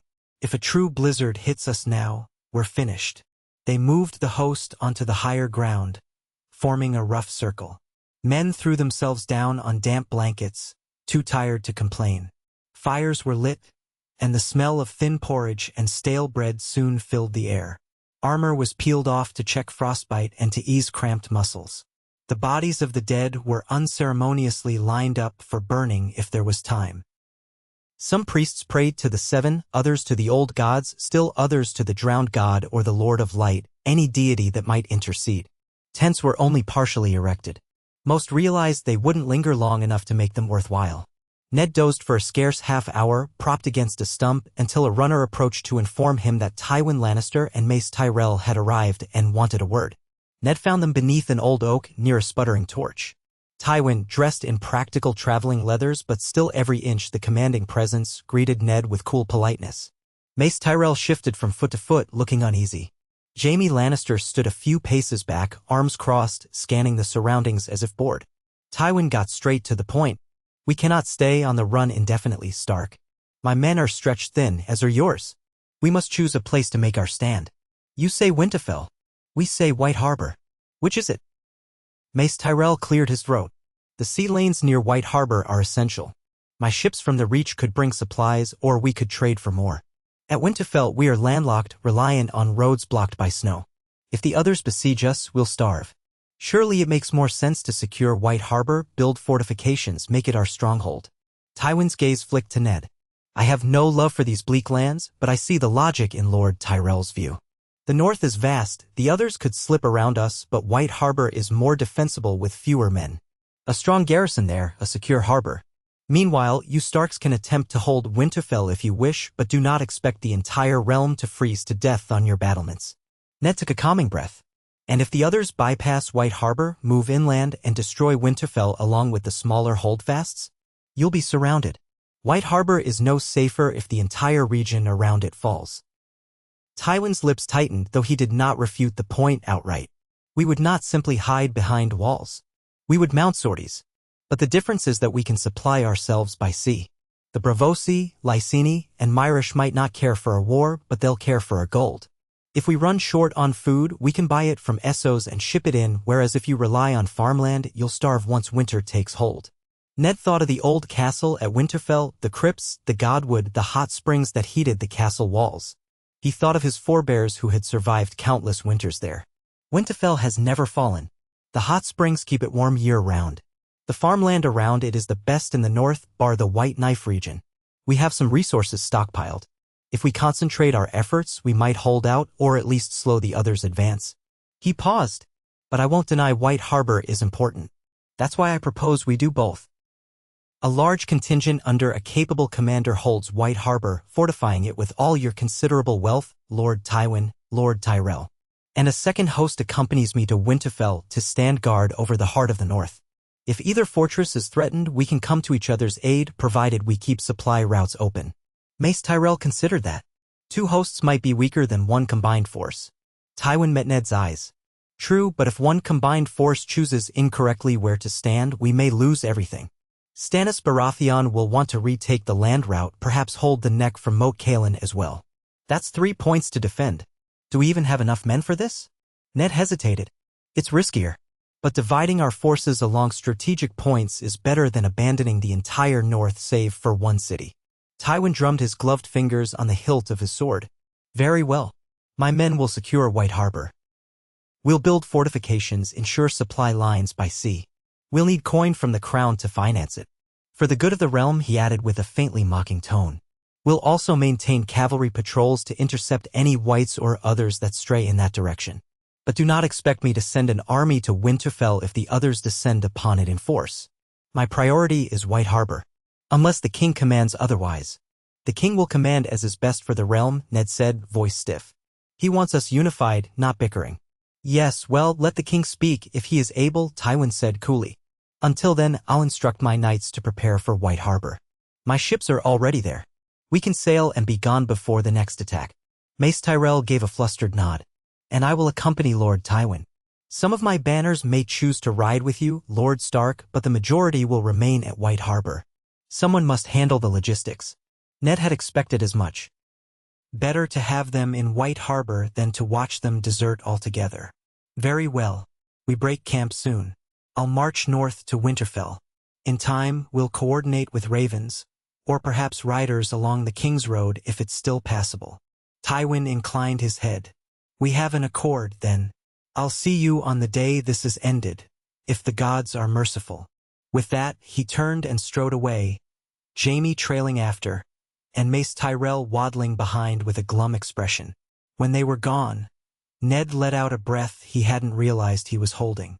The alliance was tenuous, but it would have to do. He was about to return to Robert's litter when he noticed a slight, cloaked figure standing nearby in silence. He recognized her. The woman ranger from the Night's Watch, the one with the cut-off gloves. She looked uneasy as she approached, glancing around to ensure they were alone. My Lord Stark, she said softly. I overheard part of that. You plan to move north to Winterfell. I do, Ned said. That is my home and the heart of the north. I won't see it left undefended. She hesitated. I've been beyond the wall many times. I've seen things that haunt me. The others are cunning. If you make a stand at Winterfell, they may simply go around you or strike only when they know it will do the most harm. Ned nodded, weary. I know. But we can't just cede the north to them. She swallowed. I understand. If you'll have me, I want to come with you. My order is in tatters. At least this way I can help defend the north, what's left of it. He studied her, noticing the lines of fatigue etched into her face, but also the determination that shone in her eyes. What is your name? Velra, she said quietly. Velra Stone. I was a bastard of the Vale, took the black to find purpose. Ned offered a faint smile. We can use every keen sword and keen eye. You're welcome among us, Velra Stone. She nodded, relief mingled with nerves. Then I will serve, my lord. Word spread through the camp of the agreement reached between the north and the great southern houses.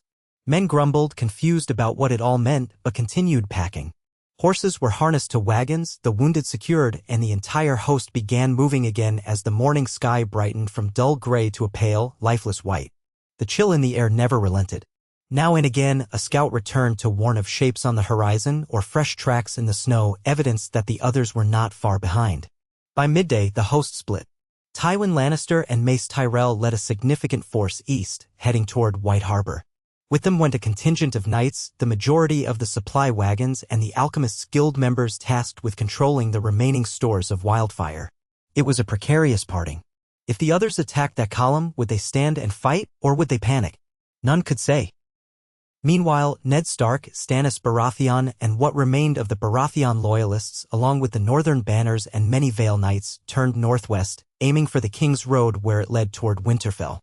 Robert Baratheon traveled with Ned, still too weak to ride on his own. He occasionally stirred to issue a slurred command, but otherwise drifted in feverish dreams. Cersei and Jaime Lannister, curiously, chose to remain with the king rather than go with Tywin, a decision that prompted quiet speculation.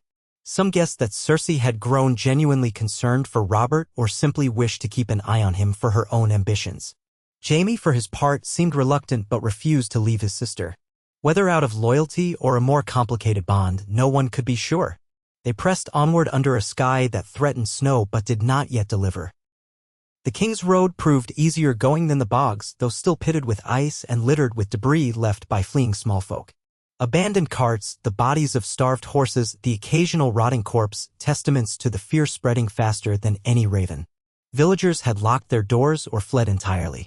Some left behind cryptic warnings scrawled on wooden signs, "The dead come, winter claims all," or simply "run."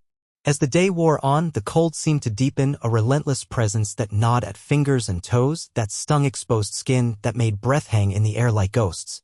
Men wrapped themselves in every spare scrap of cloth they could find, but the wind snatched warmth away the instant it formed. Food grew scarce. Even the tacky bread and salted fish threatened to run out. They had anticipated resupply from the farmland around Winterfell, but the fields might already be under snow. The people might have sealed their granaries against the threat or abandoned them. The road itself was a risk. Any moment, the others might appear from the frozen forests and sweep them away. Late in the afternoon, they found a half-burned farmhouse near the road. Smoke still rose in thin trails from the charred beams. Inside, the men discovered a handful of frozen corpses, a family huddled together in death. A bucket of water stood near the hearth, now solid ice. The faces of the dead were contorted in silent terror, their eyes wide open with that awful bluish tint. Some said whites had come. Others muttered about starvation. Either way, it was a grim omen for what lay ahead. They kept marching. Twice more, they passed through hamlets where not a single living soul greeted them. Once, a pack of wild dogs attacked, half-crazed with hunger, forcing the vanguard to drive them off with spears and arrows. The dogs slunk away, whining, but Ned saw the desperation in their eyes. Every creature in these lands felt winter's bite. At dusk, the horns sounded again, this time a single blast. A scout came galloping up, breathless, to warn that a group of whites had been spotted trailing them to the west. About 50 in number, from what they could see, wearing the tattered garments of small folk, moving in unnatural unison through the snow. They seemed to be testing the edges of the column, perhaps waiting for stragglers. Ned ordered the rearguard to fortify.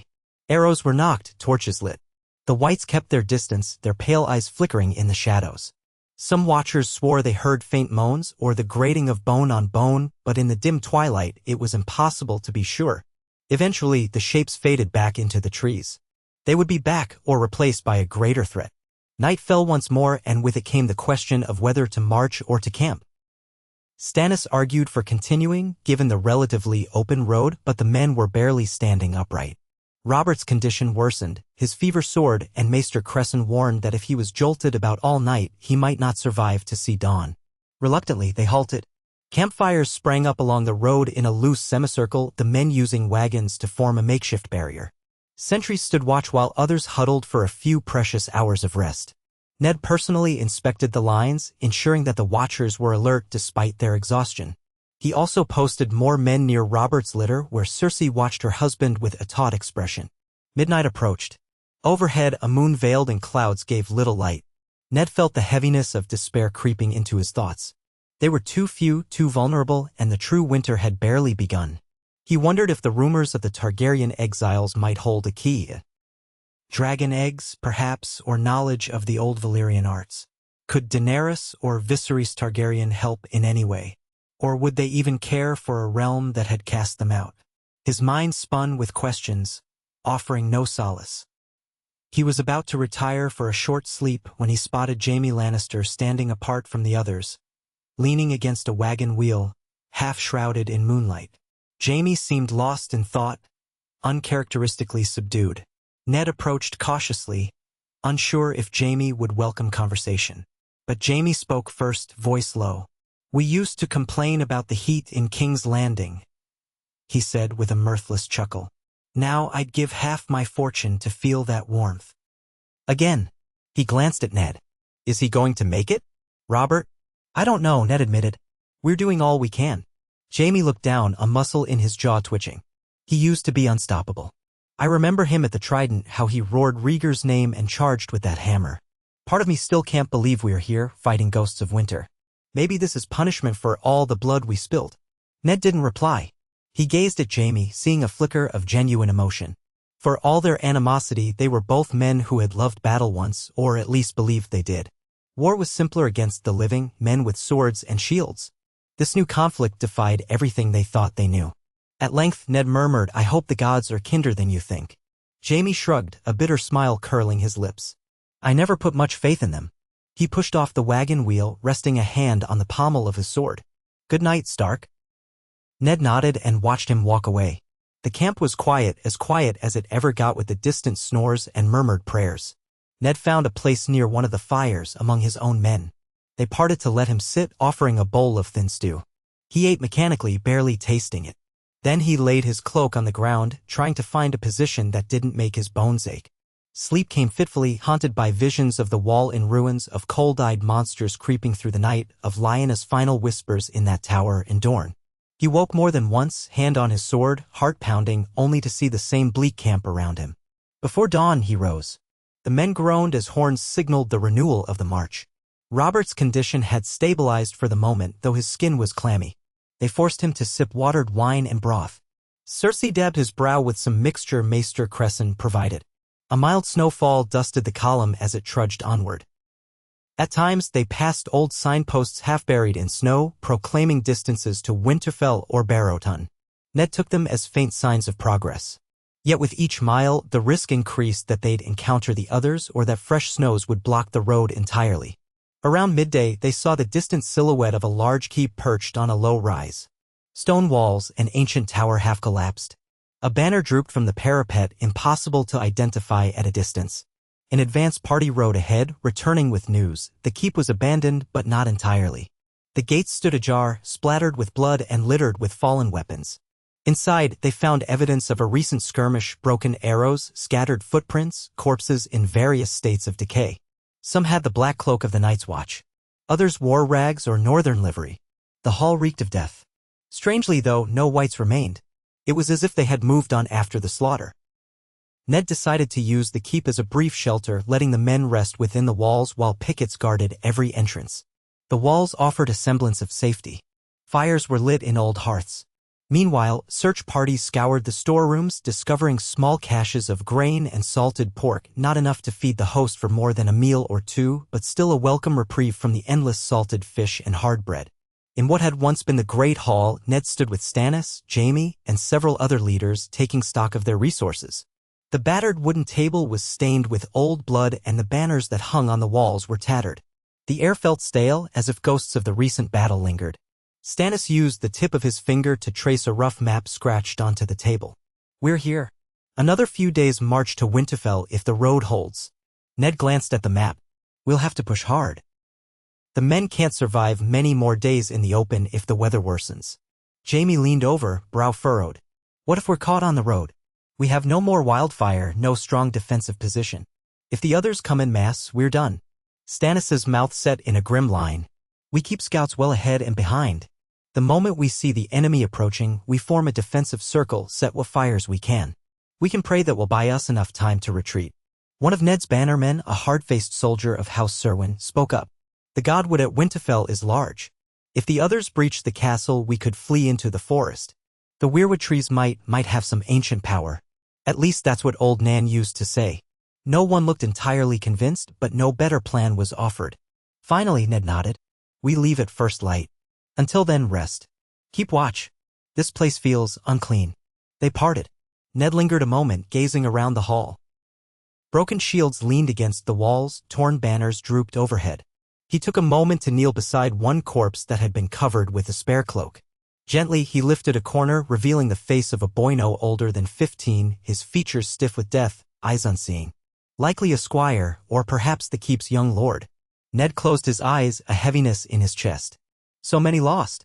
With a whispered prayer to the old gods, he rose and left, determined to ensure that no more lives were thrown away if he could help it.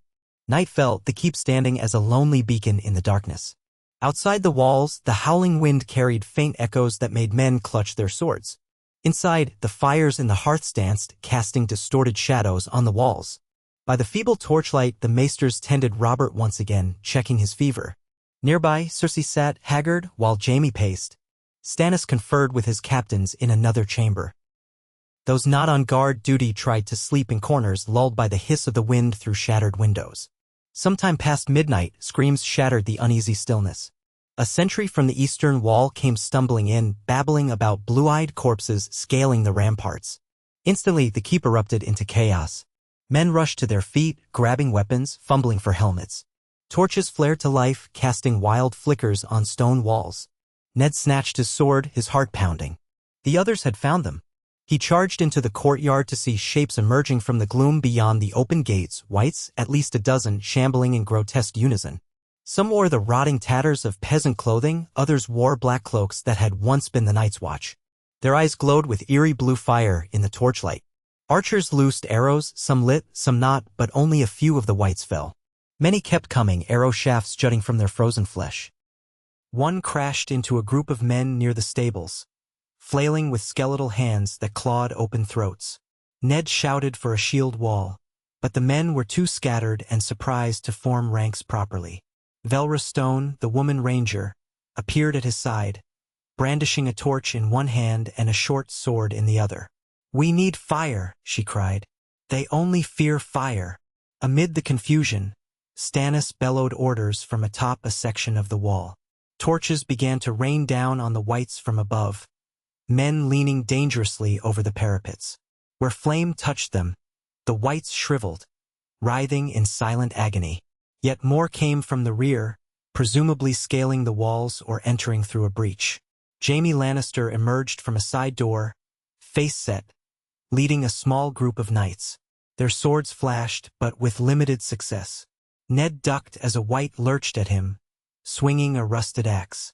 His sword connected with its arm, slicing bone, but the creature didn't stop. Only when Velra shoved her torch into its face did it stagger, flailing blindly. Ned finished it with a downward slash, severing its head. It slumped, but still twitched. He kicked the remains aside, breathing heavily in the biting cold air. Cries echoed from an upper corridor. "They're inside," someone yelled, panic in the voice. Ned's stomach lurched. Robert was inside, helpless. He sprinted, leaping over debris, ducking under a half-fallen arch, following the corridor that led to the chamber where Robert rested. The flickering torchlight revealed patches of dried blood, left over from the old battle. Now, fresh stains smeared the floor, along with footprints of something undead. He reached the door to Robert's makeshift sickroom and found it guarded by 2 knights of the King Guard. One was down, a rent in his breastplate, blood pooling. The other, Ser Boros, faced 2 wights advancing in lurching unison. Ned joined the fray, hacking at one from behind. Ser Boros slashed at the other, but his normal steel did little good. The wight raked at his armor, bending the metal with unnaturally strong fingers. Ned grabbed a torch from the bracket on the wall and rammed it into the wight's chest. It hissed, flesh crackling. Ser Boros finished it with a blow that separated its spine. The creature collapsed in a heap. Ned glanced around. Smoke stung his eyes. Inside, he gasped, "Check the king." They burst into the room to see Cersei cornered, shrieking, while Jaime Lannister wrestled a wight on the floor, trying to hold back snapping jaws. Robert lay on a table behind them, delirious, shielded only by a terrified young squire. Ned rushed forward, dragging the wight off Jaime. The thing turned, eyes blazing. Its jaw hung loosely, as if broken, and its hands bore nails like claws. Ned thrust the torch at it, but it swatted the torch away with shocking force, sending embers scattering. Jaime took advantage of the distraction to drive his sword through the back of its neck, though the blade stuck fast in bone. The wight twisted, sending Jaime sprawling. Ned seized a brazier from the corner and heaved it, scattering hot coals onto the wight's body. Flames licked hungrily. The wight spasmed, flailing, then fell still as the fire consumed its rotting flesh. Cersei pressed a hand to her mouth, horror plain on her face. Her eyes darted to Robert, who lay panting, oblivious to the chaos. Jaime clambered to his feet, wincing at a cut on his forearm. "Where are they coming from?" he snarled. Ned shook his head. "No time to question it now. We have to hold until dawn or until we can escape." He met Jaime's gaze. "Keep the king safe. We'll try to drive them out." Jaime bared his teeth in what might have been a grin. "I never thought I'd be taking orders from you, Stark. But I'm in no mood to let these dead things kill me tonight." Ned nodded, rushing back into the hallway. All around, the keep echoed with battle. Some men had taken to burning anything they could find, chairs, tapestries, even entire doors, to create barricades of flame. Screams reverberated as whites overran pockets of defenders. The floor became slick with blood and the air choked with smoke. In the courtyard, the chaos continued, yet as the night wore on, the defenders began to rally. Stannis had managed to set up a perimeter of torches and burning debris. The whites that tried to breach it found themselves scorched, though they kept coming in waves. Eventually, a solitary horn blast sounded from the walls. The watchers peered out into the darkness and saw that, like a tide receding, the whites had begun to withdraw. Those that remained in the keep twisted and jerked as if summoned, turning to lurch outside. Some crumpled if they were too damaged. Others escaped, throwing themselves over walls in impossible leaps, shattering on the ground below. A final, ghastly quiet settled over the fortress as the surviving defenders realized the attack was over. For now. Ned stood panting in the courtyard, sword coated in grime, torch sputtering in his offhand. He couldn't recall how many times he had swung his blade, or how many times he'd nearly been killed. His breath plumed in the frigid air. Distantly, he heard men retching, weeping, coughing in the smoke. A pile of white corpses blazed in one corner, illuminating the scene in macabre flashes of orange. Stannis approached, soot on his face, eyes red from the smoke. "We lost many," he said grimly, "but they've withdrawn." Ned's voice was hoarse. "They'll come again. They're testing us, wearing us down." Stannis nodded, scrubbing a hand across his jaw. "No place is safe. They can climb walls, slip through cracks. If we don't keep constant watch, they'll gut us from within." Ned could only nod, swallowing the taste of ash. Around them, the keep's defenders still reeled. The king lived, but how much longer could he survive this endless gauntlet of terror? How much longer could any of them? And Winterfell was still days away. The road ahead lay dark and cold. But Ned refused to give up. He was a Stark, and winter was indeed here. If they were to preserve the living, they had to keep walking forward, step by desperate step, until they found a way to banish the nightmare once again. Morning brought a colorless sky and a foul wind that carried the stench of the burnt corpses. The battered host gathered itself, wincing at every movement. Wounds stiffened in the cold. The dead, both whites and men, were dragged into pyres. Even in the early light, shapes seemed to watch from the treeline beyond the fallen gates. No one dared linger longer than necessary. Stannis barked commands, spurring men to reform columns. Robert was carried out on his litter, pale and silent, though his breathing remained shallowly steady. They marched once more, leaving the ruined keep behind, smoke trailing from the pyres. Between them and Winterfell, a land of drifting snow, deserted hamlets, and hush. So many obstacles, so little hope. But Ned clung to the memory of that partial triumph at Moat Cailin, to the vow that men from every corner of the realm had made to fight. Perhaps the realm could endure. Perhaps the others could be driven back, if not destroyed. Each step brought them closer to Winterfell's walls, closer to home, or what remained of it. On they marched, with the cold wind at their backs, the threat of the others pressing in all around, and an unspoken question echoing in every tired mind. Even if they reached Winterfell, could they ever truly be safe again? The long night had come, and the dawn was uncertain. Yet they had to believe that the living could still prevail, or else surrender to the dark and vanish from history, replaced by a silence of ice and death that would claim the Seven Kingdoms and beyond. And so they marched, hearts heavy, eyes burning, swords and torches gripped tight, hoping against hope that the wall's ancient purpose could be reborn in the walls of Winterfell or in the hearts of brave men and women who refused to let the cold gods triumph. Even as unseen eyes glowed blue in the distant woods, the battered survivors of Robert's rebellion turned great war would not yield. Not yet. The journey would be long, the cost immense. But they still had the will to fight, and in that unbreakable will, perhaps, a faint glimmer of victory awaited.